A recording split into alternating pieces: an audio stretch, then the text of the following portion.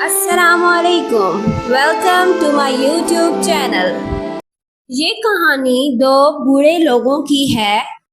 ایک چھوٹے سے گاؤں میں دو بوڑھے رہتے تھے۔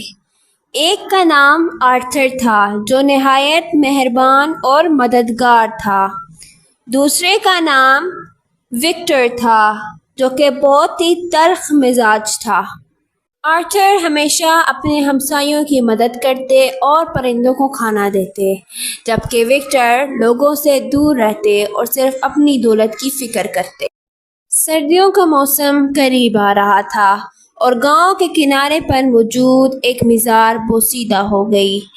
آرتھر کو مزار کی حالت دیکھ کر فکر ہوئی اور انہوں نے اسے ٹھیک کرنے کا فیصلہ کیا۔ گاؤں کے لوگوں نے بھی آرتھر کی مدد کی۔ وکٹر نے ان کی کوششوں کا مذاق اڑایا اور اپنے گھر میں ہی بیٹھے رہے۔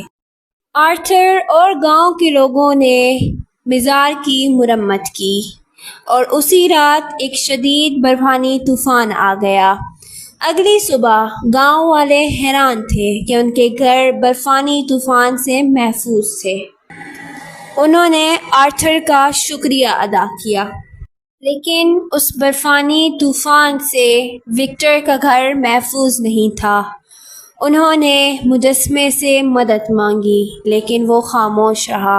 وکٹر کو احساس ہوا کہ ان کی خود غرضی نے انہیں تنہا اور بے یار و مددگار چھوڑ دیا ہے۔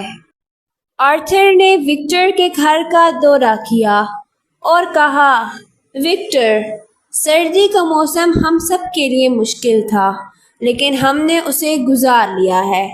چلو آؤ تمہارا گھر دوبارہ بناتے ہیں۔